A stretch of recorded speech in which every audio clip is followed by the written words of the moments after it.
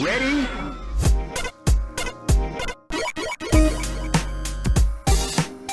Hello and welcome to Rhythm and Pixels, a video game music podcast. This is episode 33-9, and we're your hosts. My name is Rob Nichols. And I'm hungry. And every week we listen to great video game music from all consoles and all generations. You can keep eating. I'm gonna do it on song breaks. Okay, that's good. That's actually better for everybody. That's right. You don't want that ASMR over here. Yeah, we listen to great music from all consoles and all generations. We pick a topic, we pick some music, and we get into it. But every month, once a month, we do a live streamed episode for our Patreon members. So if you're a member of our Patreon at patreon.com/rhythmandpixels, you get access to cool stuff, prequel episodes, stickers, mugs, t-shirts, but you also get access to a monthly live stream where Pernell and I record the episode just for you. And those episodes are all listener-suggested music for a specific topic. That's right. Not necessarily suggested from Patreon members, but suggested from any of our listeners, including testimonials. From you! From you! From you! I don't know where that came from. That came out of my body. From you!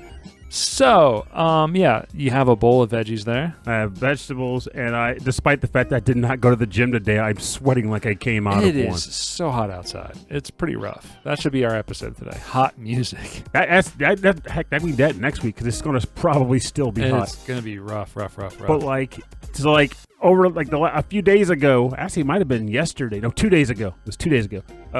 I was in a Garbage Pail Kids group, of all things, social group. And someone kind of showed up in the group. Wait, this is online. This is online. I'm like, this is like you meet every week at like the VFW to talk about Garbage Pail Kid cards, which is possible. I would not doubt there's a place where people do that. But in this group, hopefully it doesn't result in us losing some listeners. But so someone decided to show up in the chat, in a Garbage Pail Kid chat. Mm-hmm. And ask for non-woke opinions. Oh, we can lose these listeners. On Garbage Pail Kid cards. Now, aside from the fact that I hate the whole woke, non-woke anything, that's just stupid. The fact that he felt the need to ask that in a Garbage Pail Kid group. A group where we talk about cars where kids get disemboweled or shattered or like getting sick on the floor. Apparently, he had to ask that there. So, of course, everybody in the chat just kind of railed on him. Like, what the heck is wrong with you? We want to talk about Garbage Pail Kid cards. One of those people actually messaged me later. Was like, yo, man, you're a pretty cool dude. We should chat.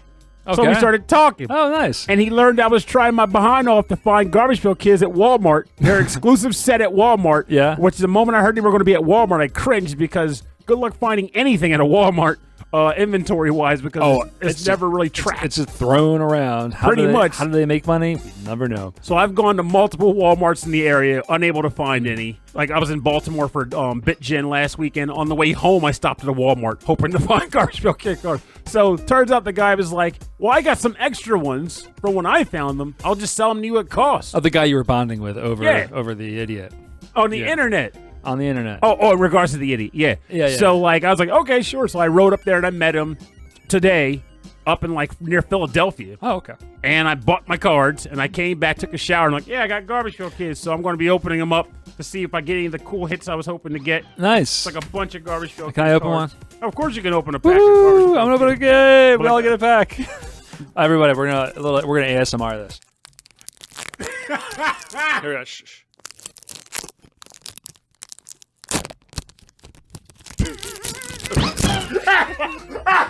I gotta bleep that later. What the heck were you doing? But yeah, it was just kind of nice that we ended up becoming friends off of this situation where it's like now we're basically friends. He lives in the area. He likes video games and all that stuff. He has a whole family scenario, so he's not a weirdo. That I can tell. So oh my god, kind of cool. But like, don't panic.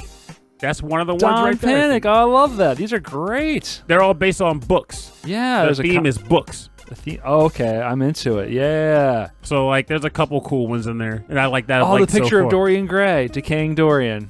That's these are great. Okay, they're still disgusting. Oh, they're Garbage Pail Kids. They're supposed to. Here's an android reading a book that says, I Human. That's cute. All right, cool. Thank you for letting me open one. Oh, sure. Now this one's a sticker. Can I use that? No, if I get a duplicate, you can. Okay, I'm not gonna mess with that. That's overstepping. That's over the line. Unless I have a duplicate, in which case you can go nuts. Rip all the stickers. Well, I'm glad that as a community, you kind of tore into the guy who was like, "What's next? Critical Race Terry?" Actually, I almost would like to see that Garbage Pail Kid card. Because I'm pretty sure it'd be like a kid racing. Like, what about Garbage Pail Kids is going to make someone get upset? Like, don't even. They're trying to control our wake up sheeple. Garbage Pail Kids. It made no sense to me. It hurt my brain. But in the end, it had a good result. Who here's got Sheeple Sherry they want to trade with me? That's probably a card, actually. I bet you it is. But but I thought it'd be kind of funny to just I'm going to open some cards during the episode. Just that thing I typically do during an episode. Like, I'm going to open Garbage Pail Kids. I had a small collection when I was much younger of Garbage Pail Kids cards, and some of them literally turned my stomach. Really? Back then? Yeah, I just maybe it's just even this right here I can't even really look at. It's just like it was too gross for me. Maybe I was just like a real uptight kid. No, there were some rough ones. I admit, I feel like a lot of why I have a strong stomach is because I loved these cars as a kid. One of my favorite cars was a kid who shattered on the floor. Mm-hmm. And he was getting swept up with a dustpan. And it was like blood and stuff everywhere. Blood and stuff everywhere. Oh my God. Everywhere. But I liked the card. Yeah. John Pound was a great artist. But then he also had cool cars like Mars Attacks-based aliens and just weird themes like a coffee cup that's pouring himself into a bowl. Like, just stuff like that. No, sorry, it was his head was a coffee cup and he was pouring himself into his neck. I like that. Like abstract art. Yeah, I like some of these too. They're just clever. You know? There's a lot of really clever ones out there. I really like that. It's not always about the gross, Rob.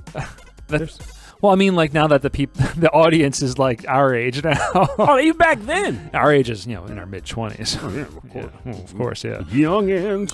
Anyway, so we want to. Now that it's all finalized and it's all set in stone, we want to talk to you guys, you, the listener, that Rob and Purnell are going to be at Retro World Expo in Hartford, Connecticut at the end of this month. Trading Garbage Pail Kid. If you want, you can bring your Garbage Pail Kids. We'll trade them. Whatever you got, he's got, and whatever you got, you don't got, and you trade them. Anyway, you know how trading works. It's going to be August 27th and August 28th in Hartford, Connecticut at the Hartford Center. There's a lot of Hartford going around. It's the Hartford Heart Transplant Center. The heart of Hartford. Yeah. It's a beautiful area, and we're going to be there alongside Ed Wilson from the VG Embassy, Mike Levy and Justin Bieber from XVGM Radio. Justin Schneider. Just in time. That's a Garbage Pail Kid. It is. It should be. It probably is. I know a guy who changed his name to Just in Time. That's a smart guy. Smart? Yes. Is that the word we're looking for? Yes, because it's a clever name. I'm still considering changing my name to Thrillho. I think we're going to be at 3 p.m. in one of the halls that we're all going to be there on Saturday.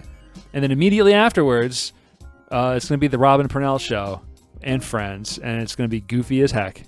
We're going to do our official VGM battle because we'll have judges available to do it. We'll have to set really good. But we need some topics. So we need categories for each round. Because I would really like it to be a fair fight where it's like I come in there and I'm like, it's the decisive battle from Final Fantasy, and you're like, it's that song no one's ever heard of from a Sega CD game, and I should win just by virtue of it being unheard. I'm saying more like apples to apples and not like apples to like to dodecahedrons. Yeah, exactly.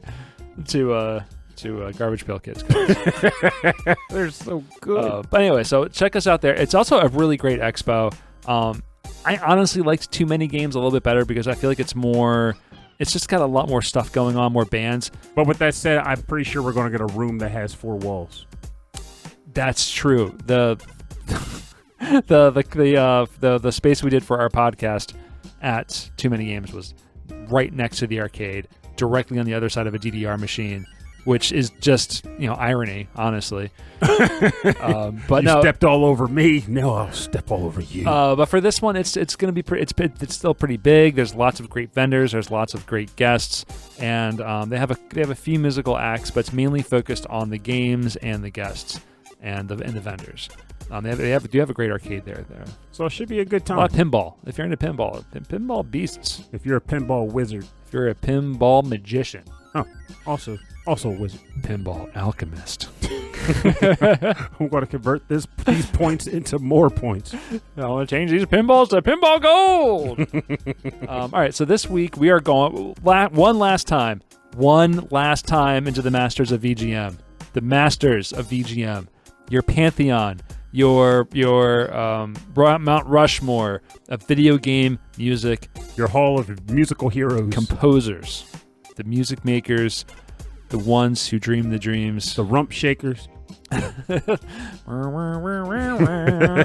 right. That's right. The rump shakers. Hopefully we got some rump shakers on the show today. But we asked our listeners to bring out the rump shakers. And you guys came through. Whoa. You absolutely This did. is cool. We're actually going to... Oh, never mind. It's a ways up. But maybe we could pull something off anyway. Where's Plessis, New York?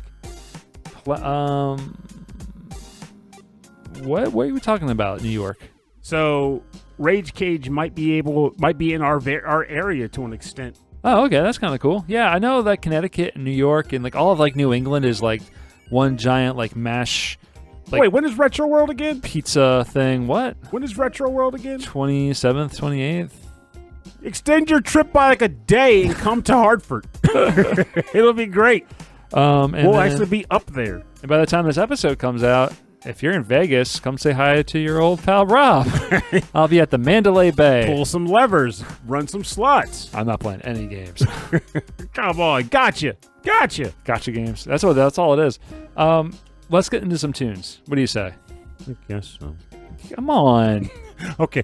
Yeah. Well, come on. Wicka wow. Play some music. I'll be your friend.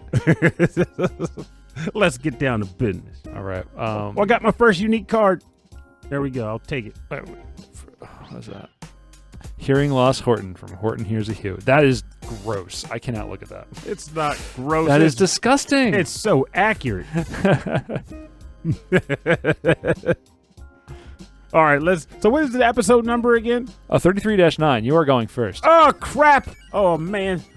I wasn't prepared for this. I was I'm ready. Who am I kidding? I know you're ready. I am definitely choosing this track as my first one because this one has a special place in my heart, and I was amazed that someone actually submitted it to the show. So I was happy to get it. This came from listener Mike Myers, and this comes from the game F-Zero GX. The track title is called Feel Our Pain and is composed by Hidenori Shoji, Mike's master of VGM. Come on, feel the pain now. It's gonna be real painful. It's true. Come. It's really true. It will burn.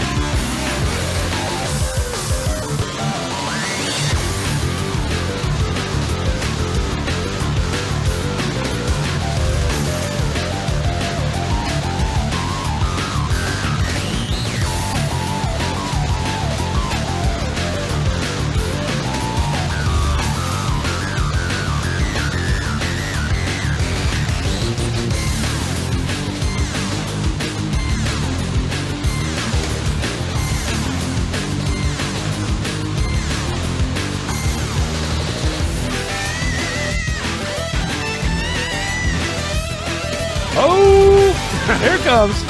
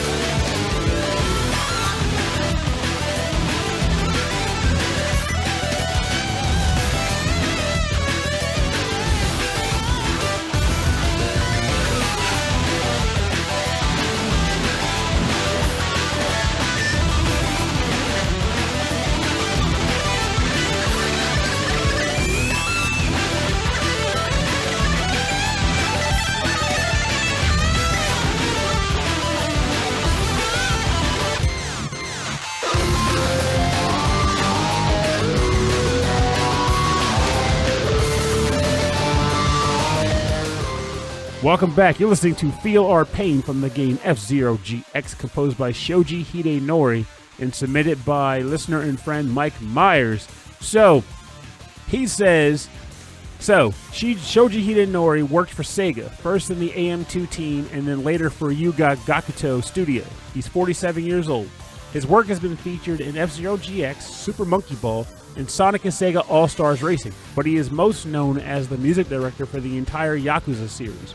His tracks are guitar-centered, but full of synth-processed heavy metal solos to a dance music beat, which has really defined the feel of Yakuza. He said, here are a couple of highlights from his catalog, and we chose one of those too. But I will still say, I'll read from them both, but we only played the one track. He chose Feel Our Pain, which is the one you're listening to. He said, Feel Our Pain from F-Zero GX plays as you are doing full 180-degree rollovers and your racecraft hovering along on top of a cylinder, trying not to be flung off into the magma on one of those bumpy turns. And the other track he submitted was from Yakuza Kenzan, called Bail or Bali Kanla Mariposa. Yeah. I won't describe it because if you didn't hear it, you won't know what the description is. But give it a listen later if you feel like it. So this track is one of my favorite tracks, too.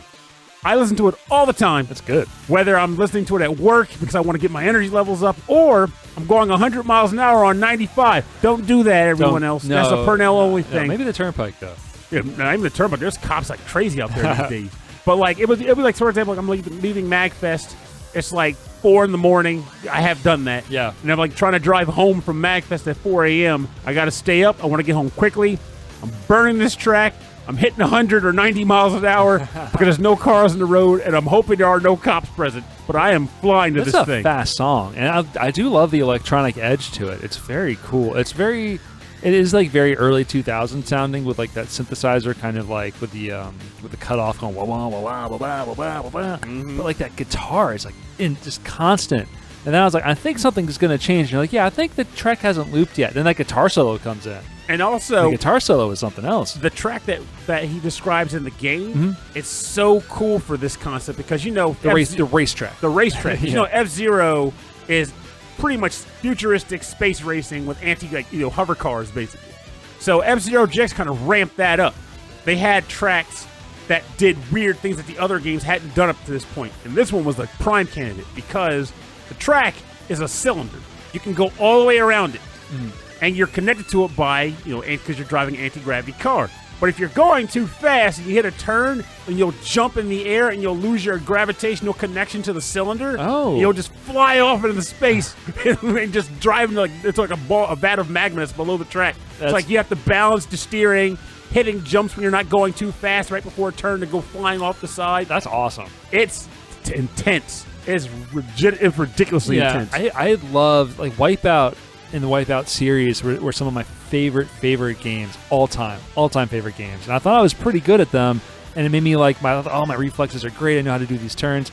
And then I saw what what F-Zero turned into, and I thought, oh my God, they turn the speed all the way up. They jacked it up. It's insane. It is crazy. I don't know, like just the practice and the control you have to do excel at these games is something else. It's, And of but course- it's amazing to watch. And a couple that with the fact, I'm not sure if Wipeout did this too, but because I know Wipeout had the whole sharp turns, hit the corners, and start scraping off and dying off. But Yeah. F-Zero upped the ante by having the whole, you can use your health bar to boost your car. No, that was definitely F-Zero only. Yeah, and the fact that you're like, okay, I'm already in a tight spot, but I have just enough health to boost up more. But if I hit anything, I'm gonna blow up. Yeah, the life bar and Wipeout, you definitely had weapons that you could use against each other, but for the most part, it was kind of hard to hit other players.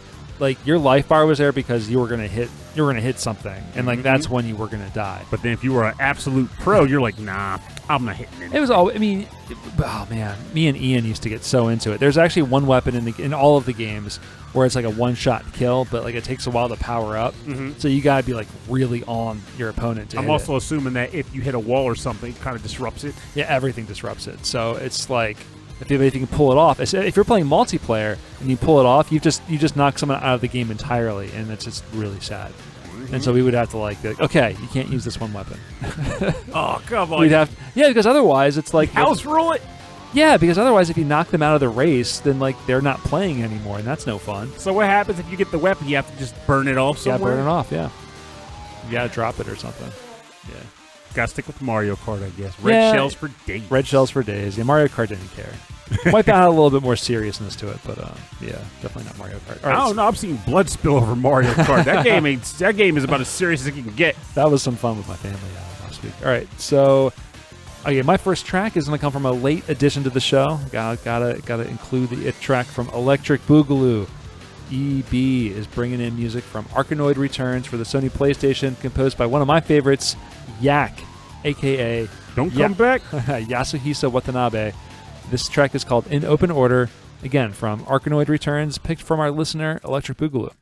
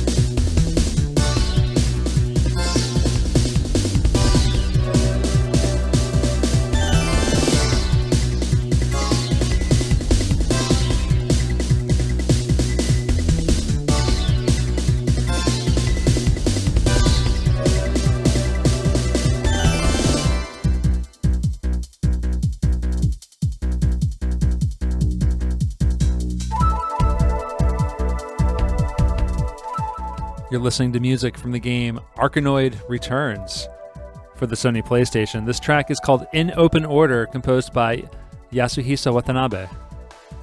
Oh, this part is awesome. Well, this is a slamming tune. And actually, hearing this opening section the second time on the loop, it feels like, yeah, it feels heavier, you know? I love that. That's really good. It's really good. Such an interesting song. This was picked by Electric Boogaloo, and Electric Boogaloo says, I figured I had to go with a Yak track. Haha, Yak tracks. For this thing as very surprising to me that, as of this writing, not to find his name in the pantheon of legends, so it needed to get corrected. That's true. There's a lot of people picked for composers for Masters of VGM across all these podcasts. and Yasuhisa Watanabe was not included. I could have gone with a song from one of my favorite soundtracks of all time, Elevator Action Returns, another Returns game, or Border Down or Metal Black. Border Down is amazing. But I decided to go with this epic track from 1997's Arkanoid Returns as the entry in the series. I haven't really played, but heard it at... My gosh. Come on now. Come on, man. I haven't really played, but heard it had some awesome yak jams, so I went to at least check the music out, and it does not disappoint. This one seems like it plays near the end of the game, and it definitely shows. Like Elevator Action Returns tracks Blow Up and Metal Black's Time, it does really give a sense of urgency and closeness to the end, or at least that's how I hear it. I get that, like especially this section here, the drums are kind of broken up. Actually, it's interesting. So two things I want to point out here. So like the first thing is that if you're, rather than Google it, I can't EB read. No. EB is right there in the chat, and he's got the knowledge all up there. What are some of the other games he's composed for?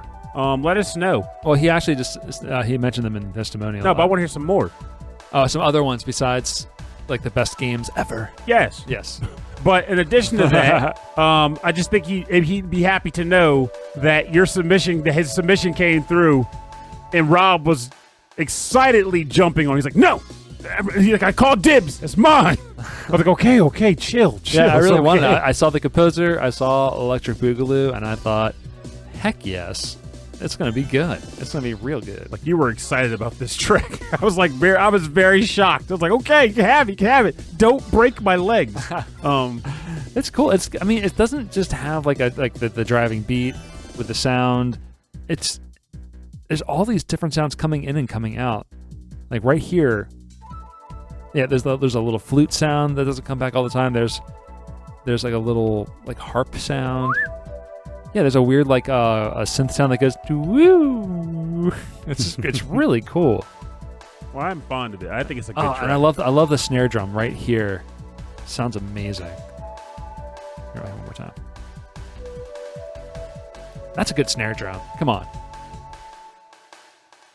You don't have to convince me. I like it. I love that snare drum. Okay, I'm good. It's like I got my fix. I got my fix. Thank you so much, EB, for submitting that track. I really appreciate it.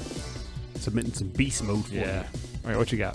All right, so my next track comes from listener Martyrs, and admittedly is a bit of a spoiler for me, but I'm okay with that because this track is just that darn good. I don't even care. This comes from the game Octopath Traveler, and the track is titled Daughter of the Dark God, and it is composed by Yasunori Nishiki.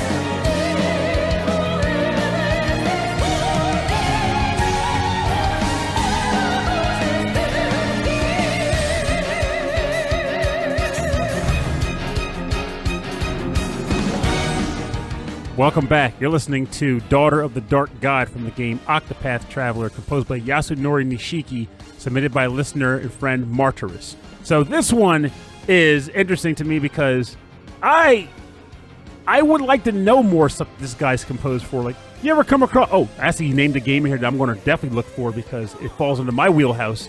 But I like Octopath Traveler. I have trouble sticking with it and focusing, though.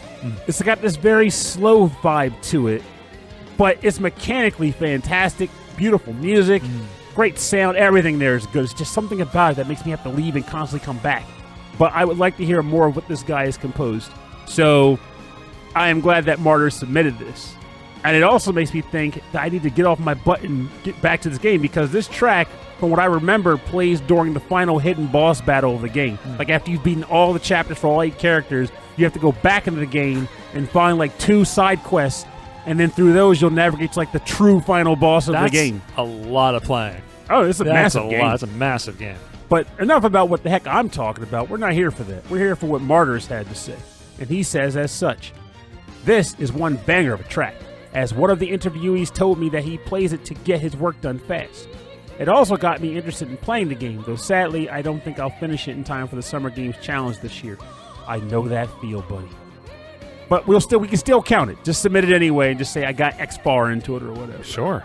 I'm going to be doing that, trust me. Oh, yeah. I mean, especially for a game like this, where it's like, I got through 100 hours, or I got through 200 hours, still didn't finish. I'm it counts. It that freaking counts. That's time of your life right there. Exactly.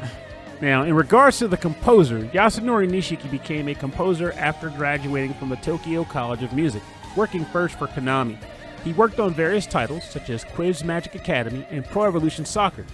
Under the name Vivian, he produced tracks for several video games, including Poppin' Music Sunny Park. The track title was called Haitoku to Jaku no Epita. I gotta find the genre, because you can't read the songs in that game. Only the genre. Yeah, the songs are in Japanese, but then like the genre they make for the song is always in English. Yep. Yeah. He later left Konami to become a freelancer, working on anime and puppet shows. Octopath Traveler was his first major soundtrack project. Another major soundtrack project was Yu-Gi-Oh! Master Duel. Oh, another game I want to get to. So much more I can say about him, but I'm sure you have other submissions to the play. Enjoy and be safe out there. That was a great submission and great testimonial. Yeah, fantastic. Great song. This is some heavy stuff. Like, this is the kind of stuff you want to have playing on a final boss. You want to have that tension build up. If this is something hidden in the game that you have to work towards, I'm so glad that it's completely new composition. Like this is a reward, right, for getting this far. Yes. Yeah, I like that. That's cool. It's not just gonna play the same like battle music again. This is something new. And given what I understand, because I can't spoil it for anybody, because I don't know what this is per se, but to my understanding, this is supposed to tie together 8 narratives that otherwise have no connection.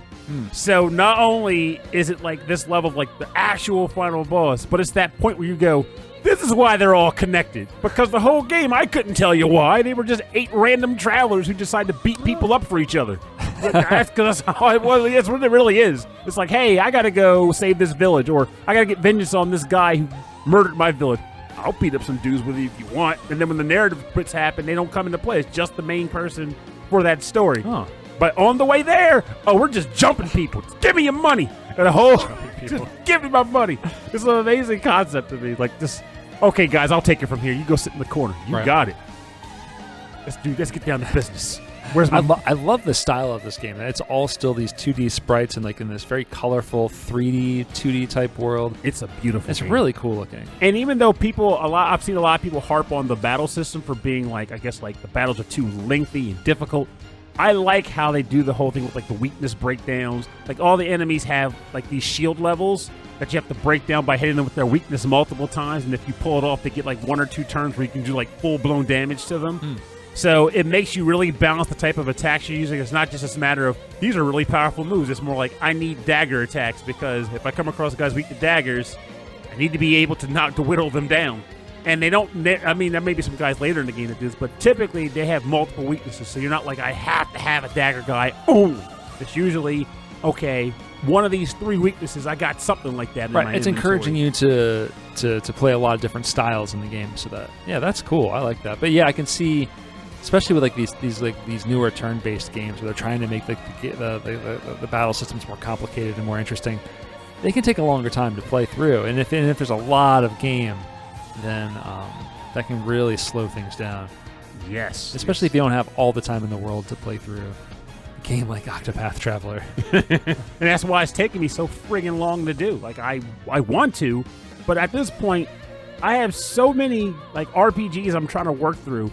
And again, I am including Shining Force 3 on my friggin' list. I don't care if I get through all 3 scenarios or not. If I get through one of them, I'm counting it. It's a massive game. But I got that and the Trails games now that I'm still playing through. And there's like other like series, like, the anthology type games I'm just forgetting right now. But I want to do more. But there's so many of that one and then more games in the series, and you're like, oh boy. It's a lot. Oh boy. Imagine if these were around when we were teenagers. We actually had the time. My life would have been over. my life would have taken a different turn. And there we go, by the way. So EB did the digging while we were on the talks. The genre for that pop music song is nightmare metal. Okay, does that ring a bell to you at all? Yes. I have played that track before. I'm sure, yeah. Because it's nightmare metal. Of course I'm going to pick it. Well, that sounds interesting. That pertains to me. They wrote that just for me. Welcome to Sunny Park. All right, our next track, we're gonna take things in a different direction, very different direction. This is from the game Paradise Killer, composed by Barry Topping. Love that name. That's a great name. The track is called Sunset Song. This is picked by our listener, Curly Kevin.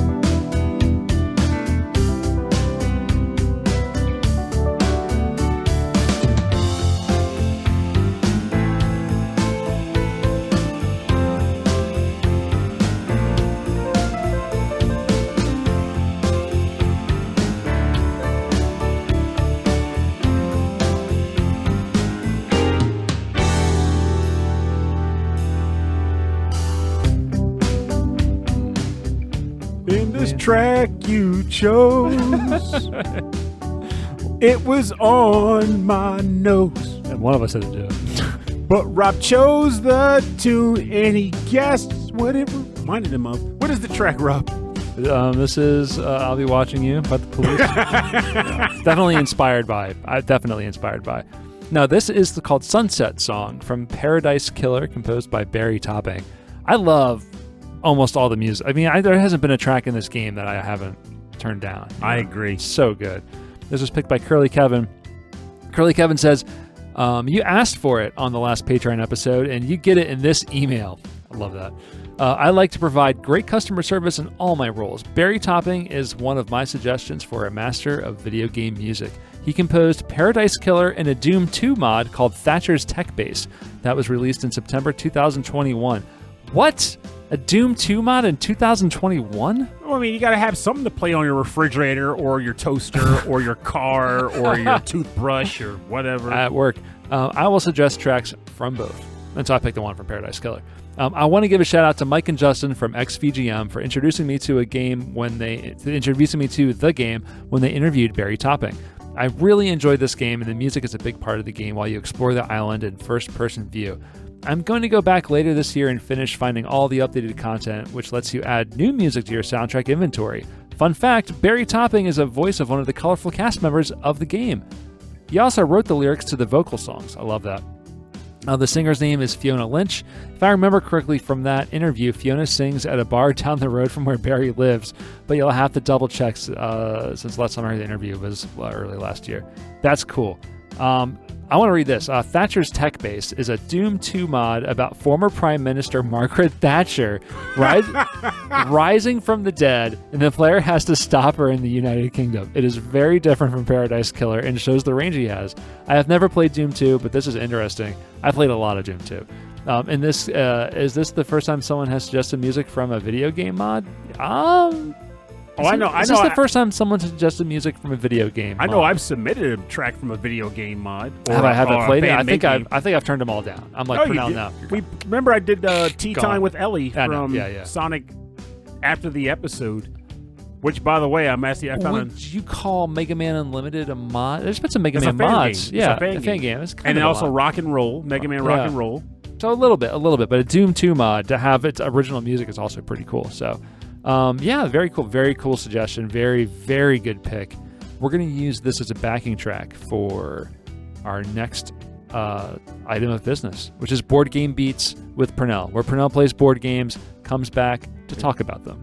Ramble Damble Station. All right, Purnell, what you got? Wow, it looks like it's already been opened. Oh, yes, I actually played this game. Excellent. We're not going to talk about it again. Played, Rob. Well, I know, but sometimes you played the game and then you went and bought it, and it's still all shrink wrapped by the time that has happened. Yeah.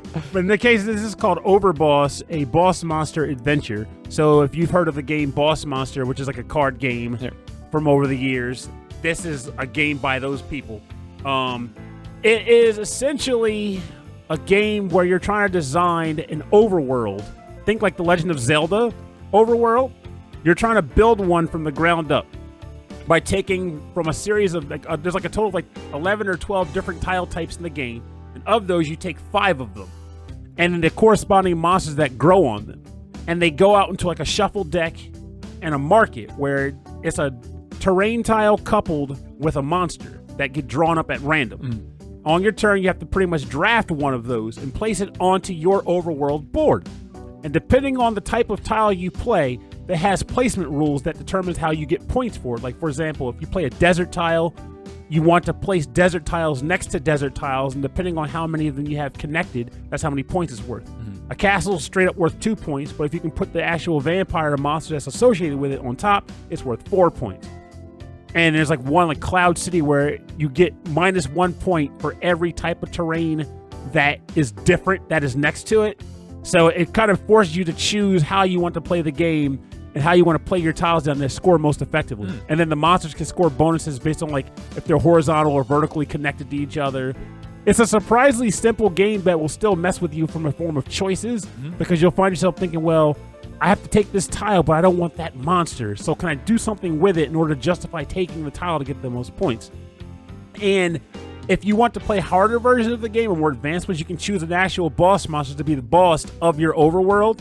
And that gives you benefits and bonuses to how you can score points, and that's the effect to other players. So what makes this game click for you so much you wanted to talk about it on the show? Is it the theme? Well, the theme is a big part, because it's again, it even fits our show to the letter, because it's meant to be based, if the theming is related to 16-bit or sort of upscale 8-bit graphics. I would say. It's quite 16-bit. It looks a little bit like Zelda-ish kind of fun graphics there, yeah. And I also enjoy the fact that, again, it's a simple game. Literally, you usually choose a combination of tiles and place them on your board. Not much more than that. But I like when games are simple to explain, but the choices still feel agonizing enough that you feel like you're doing some thinking while you play. Because you know me, I like to play rough games. Because they make my head hurt when I'm done. And a lot of people don't like to get down with that. Yeah. So to be able to find a game that's smooth and easy to explain, but also makes me think a bit, that's what I'm down for. Yeah, I do like that too, where it's very simple to learn. It seems simple on the surface, but then you're presented with choices, and the player choices are very difficult to make. And then suddenly, that's where it's very thoughtful design. I like that. The game doesn't have to be considered "quote unquote" difficult to make you feel like you're actually putting your brain to work while you enjoy yourself playing. Absolutely. And this game definitely hits that in spades. It can be as simple or as complicated as you want it to be. One of the big games of last year, was Cascadia. It won actually the Spiel des Jahres, which is a really big award in Germany for board games.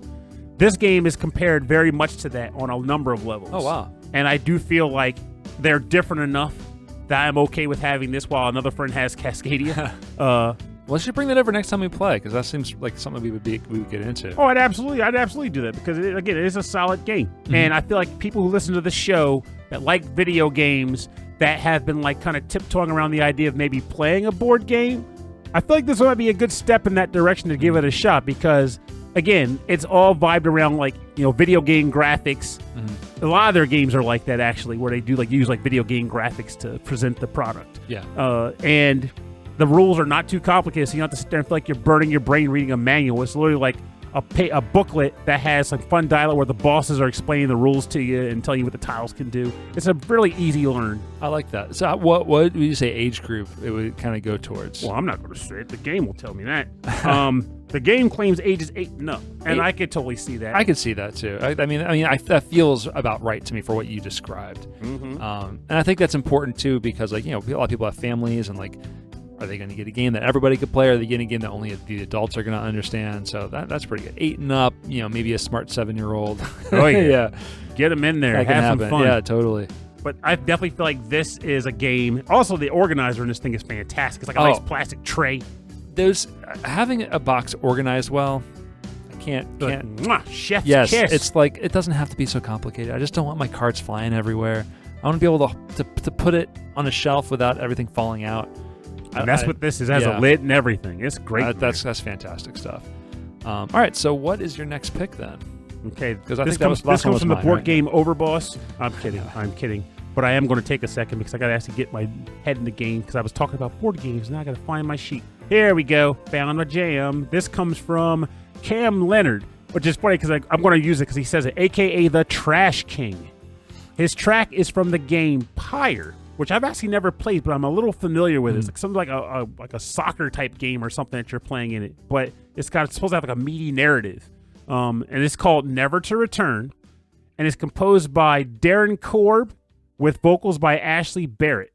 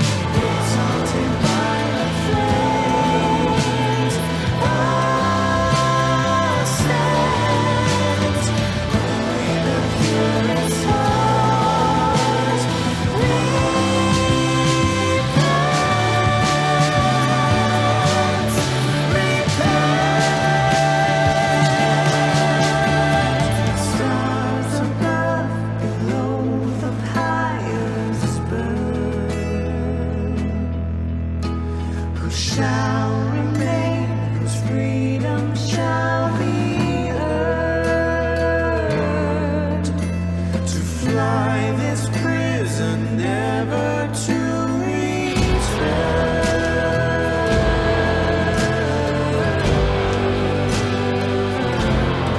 Never to return.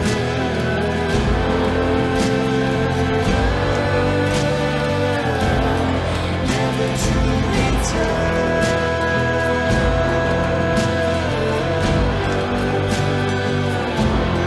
Never to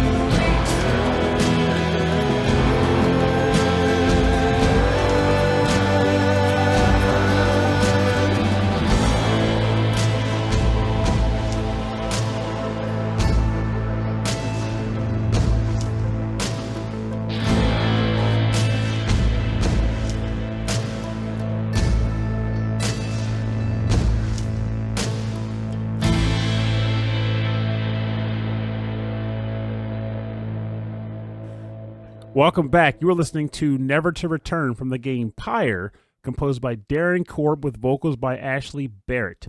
This was submitted by Cam Leonard, a.k.a. the Trash King, and this is what he had to say about that.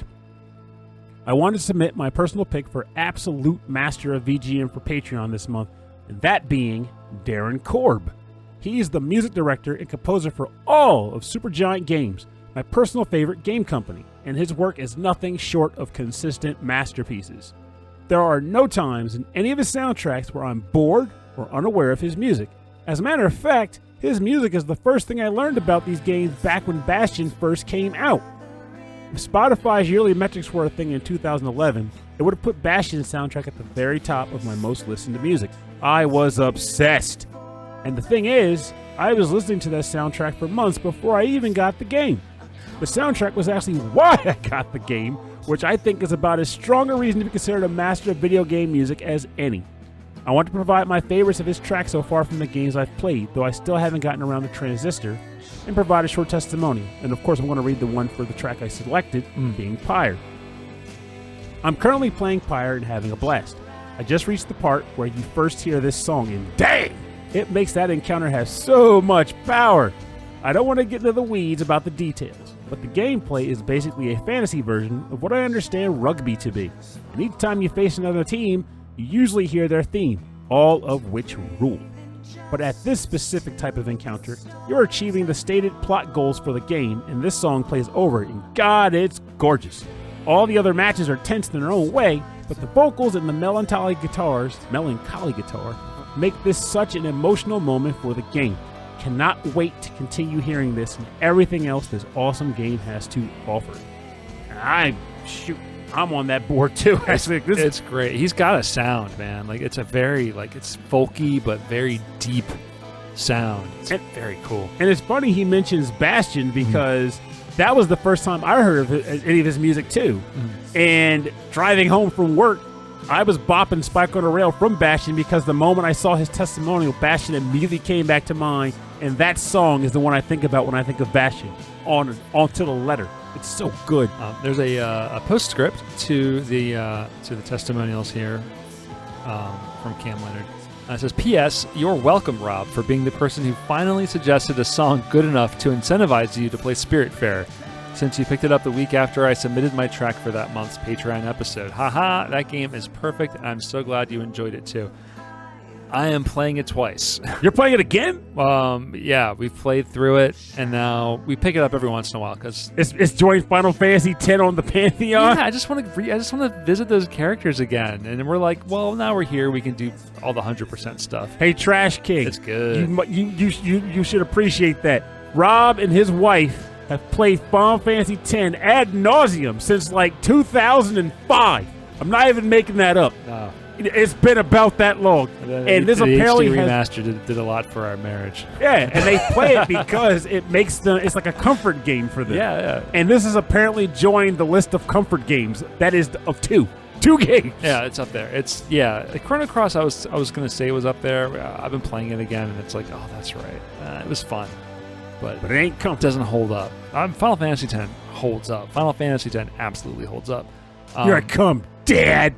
Yeah, I know. I love it. I love it. I don't care. That line is great, though.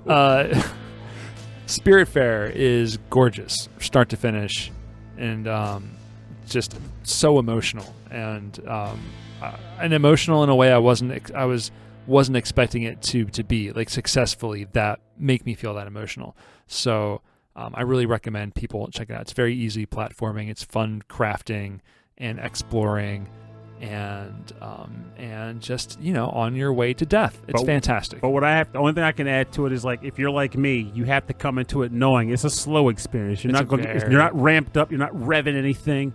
Yeah, you want to. It's going to give you goals in the game to work towards. You want to work towards them. Otherwise, you're going to stall, because otherwise you're just going to float around. And it's fun for a while, but, like, you want to work towards what it's giving you in order to keep the stories moving along. Because once you're performing the tasks that it wants you to, it gives you more of the characters and their backgrounds. I've talked enough about Spiritfarer on the show. So I guess it's great. We got a topic suggested. We'll be adding this to the list. What, for Martyrs comfort games. Comfort games that made Rob cry, which there are plenty.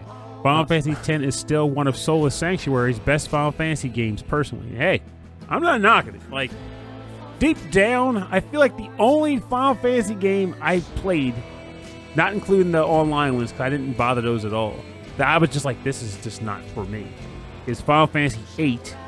And deep down, I still can find ways in that game where that game still has positive bits to it. I've never played a Final Fantasy game where I couldn't find anything positive in it. But my favorite, despite having played so many, is still a toss-up between 4 and 6. But after all these years, I think it's 6. Oh, really? I think 6 takes it. I thought you were going to say 9. Now, 9 was a return to form, and I like a lot of what it had to offer. I really liked how you learn new skills by equipping armor and being forced to fight with it for a while, because sometimes you get some janky weapons, but you're like, well, I want that skill badly enough. I'll suck it up and fight with lower damage output. I think acquiring Excalibur 2 is one of the stupidest things I've ever seen in a game, but people have pulled it off. Are you familiar with Excalibur 2? People talking about it. No. Yeah, on the playground.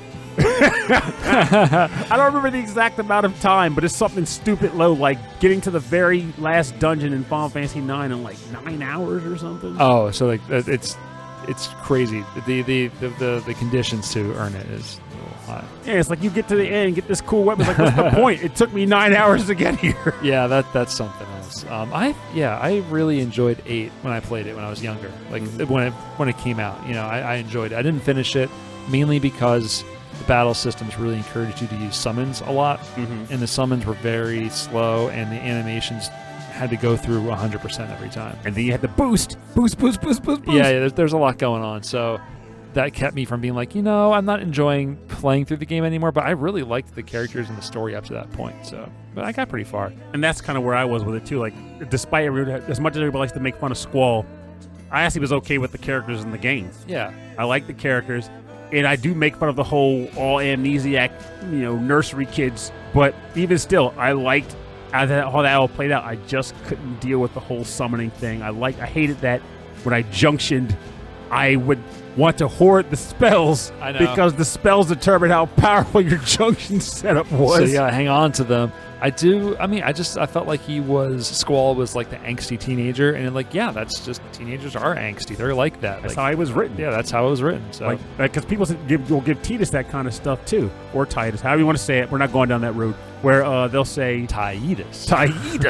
How they'll knock him from being like this spoiled kid. But he is a spoiled kid. Yeah, a lot of the game revolves around him. You play as Titus, but the story is mainly about Yuna, and I feel like her character is a lot less cheesy, and it's a lot more tragic and interesting. So, people should play that game. It's a great game. Also, yeah. But there's another scene where, as much as people mock it, I'm like, it's supposed to sound like an awkward laugh. Yeah, they're forcing it. The whole thing is forced because of what they know is going to happen. All right, so my last track, where's it at? Okay, it's coming from our listener and Patreon member, Kristen, GameFan44. This is from the game Tunic, which I haven't played yet. I think it's coming out soon on the PlayStation 4, so I'll be picking it up then. I do have Steam hooked up on my computer, but the the ease of just turning on the PlayStation 4 and playing a game is nice. Which ease? Ease 4, 7, 8? Ease Tunic, Circle of the Moon. Oh, no. The track is by one of my favorite composers, Lifeformed, alongside Janice Kwan. The track is called Redwood Colonnade.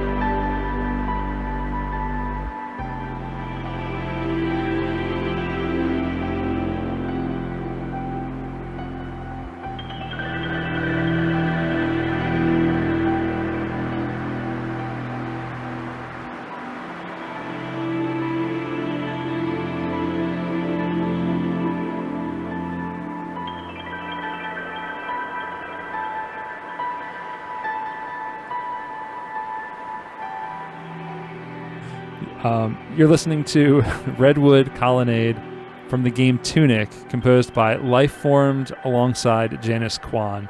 And Lifeformed did the music to Dust Force. And so it's a very, not a heavy, but like a very saturated electronic sound. Lots of arpeggiated keyboards and huge sweeping pads and waves of chords. Really gorgeous. And it sounds like Janice Kwan really brought in a lot more instrumentation with piano and flute and violin to the soundtrack of Tunic. And it's just gorgeous. The whole thing is beautiful. I can't wait to get started playing this game. This was submitted by GameFan44, Kristen. And she says, for my pick of a master of VGM, I think I would have to go with Lifeformed. The song I recommend is Redwood Colonnade from Tunic. Or is there another song you would like to play from them? Go for it. She's very easygoing. And that's our maybe that wasn't so much of a testimonial as much as just an email. But I read it out on it the lets show. you know. And here you go. Yeah. I love this. I really wanted to play whatever you picked from Tunic because I just want to hear more from the game. It's just good stuff. I got to say, one thing I like about this episode for the most part is that it emphasizes a lot of what I did with one of my final picks on the episode we did, where it was like, here's a composer that hasn't been around since the 90s. Yeah. This composer's been around since maybe the 2010s, but their breadth of work is fantastic. I love their work, and I believe they deserve a place, because it's not always about just how much you've done. It's the quality of the work you've done. Obviously, there's something to be said about having consistency in volume. Maybe not like the volume of work they've done, but like they didn't have to be there from the beginning. You know? Yes. Yeah, like there's a lot of Up-and-comers. modern composers being like in the last 20 years even, that are just amazing, doing amazing work. Even the last 10 years. Yes. Yeah. And I love Lifeformed, one of them. And it's fun to discover them, too, because you're like, here's my new one. What other games have he done? Because I'm going to buy them all. It's a good vibe. That's the other part of it, too. When a composer is new enough, you can keep up. You can actually get all of their stuff and experience it. And there might be a new game you've never played before that's coming out soon with a soundtrack by that artist. And you're like, that's something new to get excited for. I look forward to it. Yeah, and that's really cool. I mean, there is also some excitement of discovering, classic games that maybe you've never heard of before. Oh, yeah. That the composer worked on. But that's an interesting thing to discuss, too. Like, and this will be quick, so I don't want to take us too far, of course. If you're into social gaming like I am, one of the big things that becomes a challenge sometimes is having multiple people play the same game you're playing, especially if you're digging through the catalogs of the already existing titles, unless you've discussed it in advance that you're going to coordinate on a title. But when one of the perks, even though people tend to hate on the cult of the new groups, one of the perks to that is that if a game is being anticipated as coming out soon, everyone's collectively anticipating this game's release because you're all going to have access to it at the same time for the first time, unless there's a money thing and all, which is totally understandable. But you can at least anticipate it together, potentially acquire it together, and then all be playing it around the same time. It's the easiest way to coordinate gameplay. Just, it's coming, I want it now, let's get down to business, I'll play it together. But when it's like, hey, I want to play this game from 1998, it's a lot harder to get people on board to say, oh yeah, I'm going to play that too, or I'm also coincidentally playing the same game. Like when Cameron Wormer said he was playing Alundra, when I was playing Alundra, that was uncanny. Yeah, that was like the stars aligned. How did that even happen? I don't even know, but I was floored when that happened. He's like, I'm also playing Alundra Purnell. Like, the heck? Thousands of games. And neither of you were talking about it, right? It was just coincidental that he was playing it at the same time. 1,000,000 to 1 odds. Should have played the lottery that day. 1,000,000 to 1. It's what we like to call the bonus round. 1,000,000 to 1 bonus round odds. 5 will get you 20. 100 will get you 1,000. Roll them up. Roll the dice. Let's see who's got a winner. We got a winner. 75, 42, roll dice. Sold. No. We're all winners. The bonus round is where we play covers and arrangements and remixes on our theme. And I think we had a number of bonus round picks come in from our listeners. I actually kind of went a little off on this. And I hope he forgives me for doing so. Oh, that's right. You sent me something and I forgot to get it. Anyway, I'm pulling it up now. Go for it. I love how you forgot, but you outright said to me, "It's like I got it. I bought it." I wasn't in front of my computer. So we'll be waiting a second, but that's fine. So what ended up happening was, at the time I was like, I want to pick these tracks, but I didn't have a bonus round pick, and I was already through my selection of tracks. So rather than play the exact track that was submitted, I found a cover of that track. That's clever. To play. So this submission came from Stephen Miller, and this comes from the game Final Fantasy VI, the game we were just talking about like 10 minutes ago. The Decisive Battle from Final Fantasy VI, composed by Nobuo Uematsu. But it's not the actual track itself. It's a cover of that track done by Super MadNES, who I actually got to see at BitGen last weekend.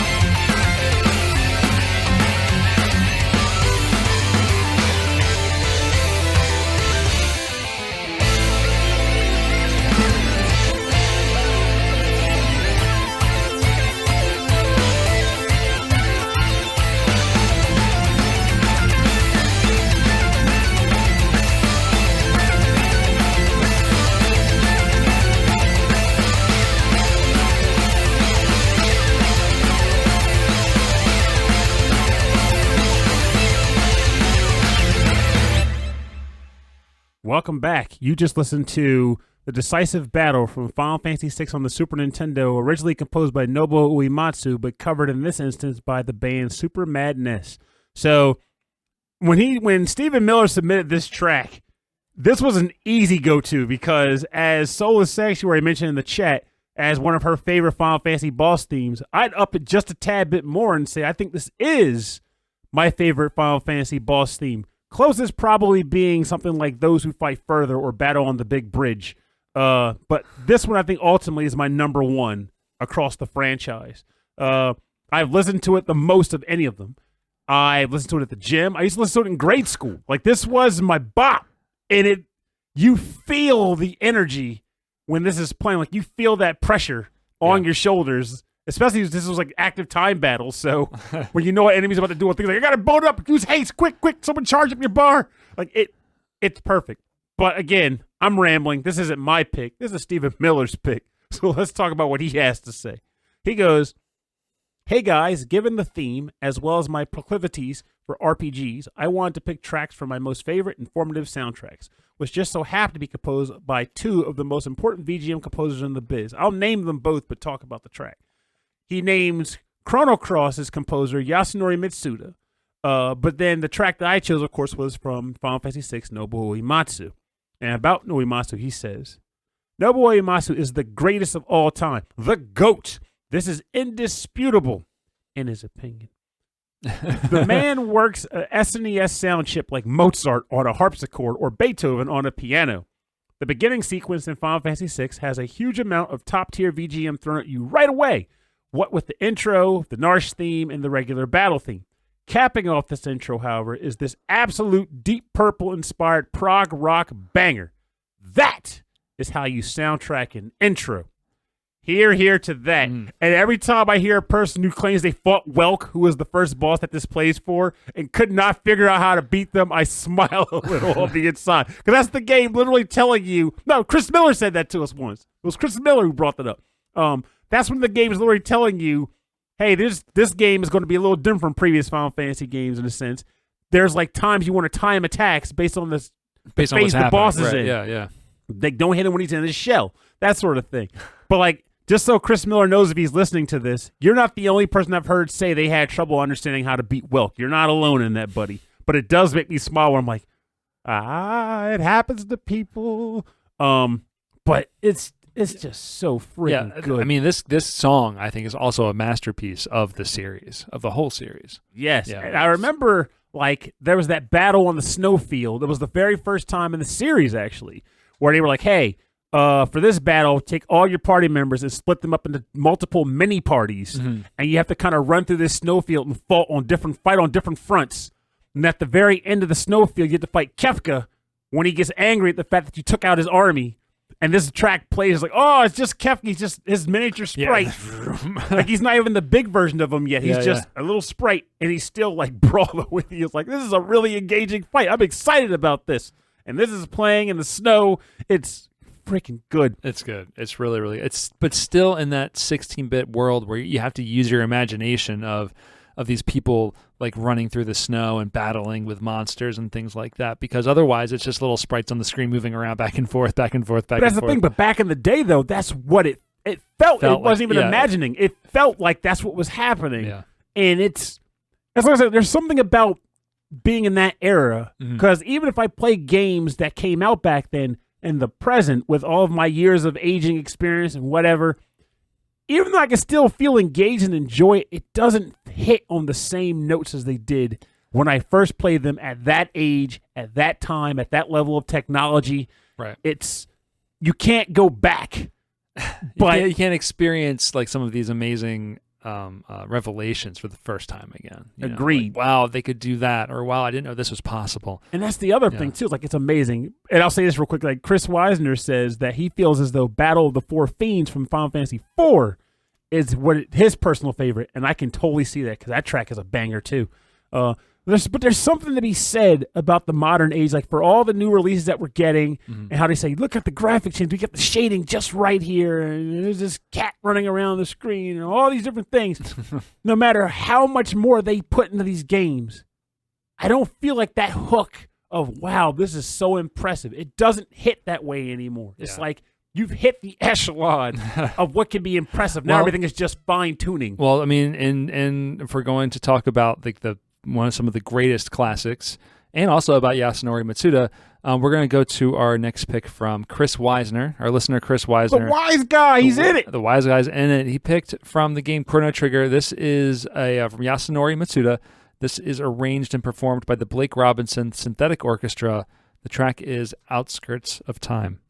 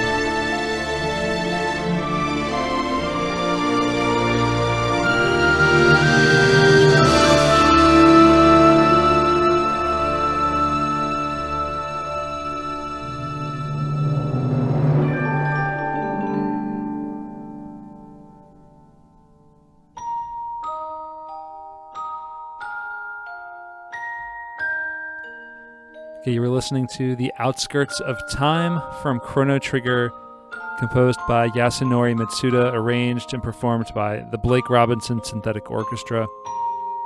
This is chosen by our listener, Chris Weisner.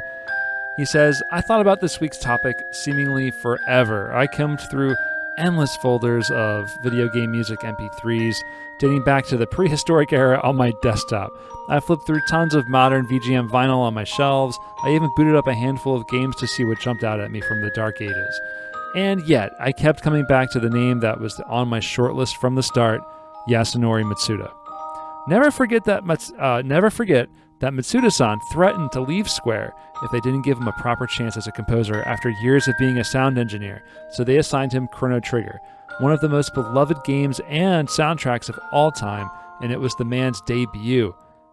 Mitsuda has no doubt proven himself time and time again since, but for myself and many others, Chrono Trigger will always be the go-to, as its score is a large part of why the game is so memorable. As this is a bonus round submission, I'm picking the Blake Robinson Synthetic Orchestra's arrangement, Outskirts of Time. While many musicians often remix or rearrange a track or two, Blake managed to cover the entire Chrono Trigger's soundtrack plus bonus tracks, a Herculean task sure to make even jolly old Seppuku blush. Specchio? Oh, Specchio. Specchio. That little freaking puffy purple. Oh, right. Specchio blush. And really, could there be a more perfect song to play as two heroes float off into the sky, hanging onto dozens of balloons, brings tears to my eyes every playthrough. Till the end of time, dear friends. I need to play this game again. It's been a while. Yes, you do. Because I love it. was like, for a second, I was like, wait a minute. I just described new. Specchio was the little furry guy. Oh. He did have his arms out, but he was a furry guy, not the purple news. I don't remember him. Also, if I remember correctly about this game, Yasunori Mitsuda, correct me if I'm wrong, but he worked himself sick doing it. Yeah, and then Nobuo Uematsu had to come in on the back end to finish it. Yeah, the game's engine was originally for Final Fantasy VI, and then they splintered it off, and this was a different game.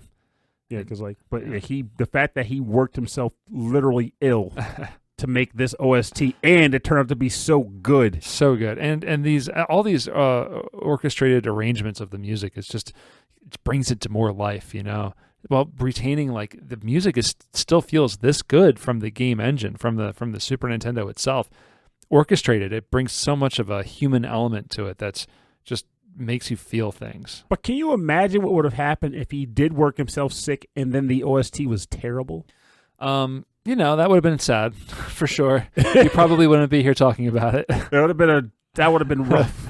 Well, for more information on the bonus round, you can go to rhythmandpixels.com, or we'll have links to the artists' SoundClouds, Sandcastles, Sand Camps, Sound Camps, Slang Clamps, Sound Sandwiches, Sample Flanges, everywhere where you can get the music, buy the music, stream the music, and of course, support these amazing artists.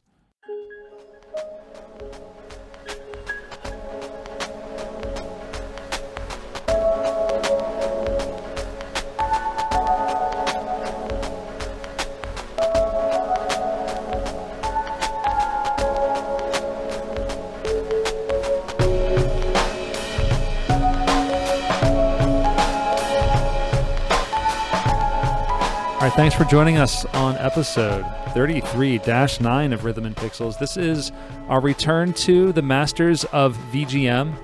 This is your turn to look at to tell us who you believe are your masters of video game music. They have the power! They have spoken. This last track is from our listener, Ulf Person. This is from the game Silent Hill 2, composed by Akira Yamaoka.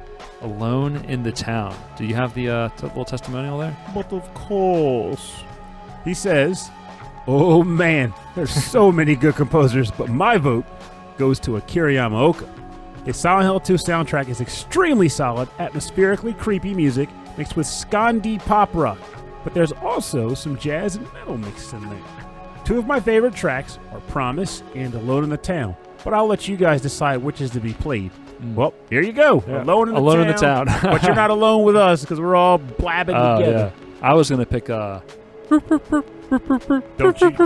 No one should pick that. That's a travesty of game music composition. Oh, man, this is great. So great picks all around. All of these composers, truly masters of their craft. We were talking about in the break here that Akira Yamaoka was on my short list of composers. Did you have any on yours? Like, did you want to like kind of honorable mentions? I can barely remember, man. You know, I had to dig deep. It was so hard. It was so hard to like to just be like, okay, these and not these. But why not these? Not it's just so it just took a long time. And a lot of the time when it comes to this stuff, which is also what makes it a bit of a challenge, is you typically think of the music you like, but you don't always put together who composed it. You're just like, I like the music from that game. I like the music from that game. Right. Especially if you're the type of person who's only focused on like the old 8-bit stuff. It's like, I love Bun Bun. Like, who the hell is Bun Bun? Like, I mean, you know if you look digging deeper about it or whatever, but typically you don't know who half those composers are because they use a lot of surnames and just fake things to get out there. There's a lot of pseudonyms and AKAs, especially in the early days, because they didn't want those composers to get poached by other companies, or maybe they couldn't fit their whole name in the credits roll, you know. So unless there was an official soundtrack, often we don't know who did what in the olden days. Yeah, it's a trip, man. But anyway, if you have a track suggestion for us or a topic suggestion, anything for a future episode, if you if you know of a great video game music cover band or remix artist, or if you yourself are one of those artists, we would love to hear about it. And you can send us an email, rhythmandpixels@hotmail.com. And if you'd like a full track listing of this episode, of all of our episodes, and access to all of our episodes, please go to the website, rhythmandpixels.com. There's a link to our Discord server at the top of that webpage, so you can click that, and there's a lot of discussion and sharing of music and all sorts of stuff happening on our Discord server. Things like the Summer Games Challenge, which is going on right now. We're all just kind of sharing our progress of the different games that we're playing and all that stuff. It's been a lot of fun, and believe it or not, there's actually a few people who aren't in the Discord that are just randomly messaging me. It's like, I'm on game number 7, which, by the way, the fact that my friend's on number 7, friggin' heck, man, I can't. They're not sleeping is what's happening. They've just gotten rid of sleep altogether. I don't know how they're doing it. You can also check us out on YouTube, youtube.com/rhythmandpixels. You can listen to the show there. We also have a 24/7 8-bit and 16-bit radio station playing music. Nothing but 8-bit and 16-bit classics and deep cuts. So it's right there, youtube.com/rhythmandpixels. And if you want to support the show, the best thing you can do is to tell people about it. Tell your friends, tell your family, share it on your social media. You can also hit the subscribe button or the like button, wherever it is you're listening to. That always helps us out. You can also support us on Patreon, patreon.com/rhythmandpixels. There you get access to a monthly live streamed episode like this one, where we are recording for you. You also get cool stuff like stickers and mugs and t-shirts. So you can get that through Patreon. There's also exclusive content from older episodes, such as like prequels, where me and Pernell are just sort of angry at the world and talking about politics for a little while. Also, I just kind of found it funny. We were talking about the whole garbage opening packs thing. I was on whim. But there are actually people who have whole channels devoted to doing nothing but opening packs of cards and showing what they got. So people love that stuff. But yeah, so our Patreon has all that and more. You can check that out there at patreon.com/rhythmandpixels. All the money from our Patreon goes back into the show for hosting, for equipment, for like hotel expenses from when we go to conventions, so we can kind of share the show with more people, which is what we're going to be doing coming up soon at the end of this month. And we also like to thank all of our Patreon members who are at the highest levels. So we want to first thank Brooke. Thank you very, very much. Thank you, Brooke, for your support of our show. Thank you kindly, friggin'. And frankly, Zappa, huge thank you. We were actually talking about friggin' music the other day, and the fact that I'm surprised he's for all he's putting the Monster Hunter, he hasn't hit the Sunbreak quest yet, but he's on his way. He's on his way. Well, it's incredibly generous, the both of you. Thank you so much for supporting our show. We also want to thank the number one. Thank Kristen, GameFan44, who's in the chat right now. Thank you so much. She's on Game 5. Game number 5. Game 44 is on number 5. Crap. What are we going to do? I want to thank Mike Myers, the Turionator, Ulf Person, Fashion8060, Alex Messenger from the AVGM Journey, Andreas Milberg, Brian Pitt, Cameron Worma, Carlos, Kung Fu Carlito from the Heroes 3 podcast, a podcast all about Kung Fu movies and other Asian cinema. Thank you, Chris Steenerson. Thank you, Chris Weisner, a.k.a. Musashi219. The wise guy. That's coming up. Christopher Shenstrom. Thank you. Chuck Kowalski. Davy Cakes. David Taylor. Enchilada Rigol. Harold Howard. Triple Jeff. Justin Schneider from XVGM Radio, a fantastic podcast. Keith Shusterman, Martyrus, host of the Re-VGM podcast. Dr. Michael Bridgewater, Rage Cage, host of the VG Emporium podcast. Reinhard Zelkova, Sleepy S'more, Steve Miller, Taco, Ed Wilson, host of the VG Embassy, and Zach Thornbach. Thank you all so much. Thank all of you and many, many more for supporting our show every month. It means a whole lot to us. We really do appreciate it. Absolutely. Cannot emphasize that. I was editing our show from last week. It was pretty funny. I really enjoyed it. I don't know. We were just goofing for like the first 10 minutes. Really? Yeah, it's really good. Might have to boot that up. So yeah, if you're new to the show, if you listen to this far, check out last week's show, man. It was all about Sonic handhelds 33-8. It was a lot of fun and a lot of great music too. So topic idea. Oh, just had one. Brainstorm. Just had a brainstorm. We need game pairings or game hero pairings. Not pairings. like we did the love characters before. I'm talking like team ups because I was thinking about Sonic Advance 3, how there's different Sonic characters before them, like super teams. How about we just take characters from different games, say how whether they work together? Oh, I like that. Yeah. Combine the franchises. Yeah, super damn. Yeah, like how Jimmy and Billy Lee, like what if they were with the Battletoads? That'd be pretty good. Actually got me thinking like what if Billy Lee teamed up with Cuneo? Yeah, what if Cuneo worked with Billy and Jimmy Lee? God. But I could go on for days with this thing. That's a topic. Tails, Sonic with Billy and Jimmy Lee from Double Dragon. What do you say? No. The entire Justice League teams up with Billy and Jimmy Lee. The entire Los Angeles Raiders lineup from the 1999 John Madden teamed up with Billy and Jimmy Lee from Double Dragon. That would be a Super Nintendo epic. I can go on. About Billy and Jimmy Lee. I'm going to lay in bed and my wife's going to be like, stop it, I need to sleep. What about Sudafed teams up with Billy and Jimmy Lee? Procter & Gamble teams up with Billy and Jimmy Lee. The whole company. Thank you all so much for listening to our show. Thank you all so much for supporting our show. It means a whole lot to us. We'll see you next week. My name is Rob Nichols. And I'm Pernell. Have a great week. And remember, Masters of VGM has been a lot of fun. It was great to kind of dig deep and come up with who was the top dogs, so to speak, of the VGM verse. Though you might have been listening to these episodes, whether on our show or some of the other VGM podcasts, and been finding yourself wondering, but what about my guy? This guy is really good, and he deserves kudos too. Well, the thing about it is, anyone's a VGM great if you can justify it, If you love a composer, if you love their work, then guess what? They are technically a VGM great. Doesn't have to be on come to a vote. It doesn't have to be proven to a bunch of people you don't know. It literally is just, if you like it, you love it, and you appreciate it, then that makes it great. And that's all that matters. The most important part of that is just having fun talking about it and sharing your love with other people. That's really it. And that's kind of what we love doing here anyway. So, tell your friends who you like and why. And enjoy yourself. Tell your friends. Click like and subscribe. Smash that like and subscribe button. Smash it all.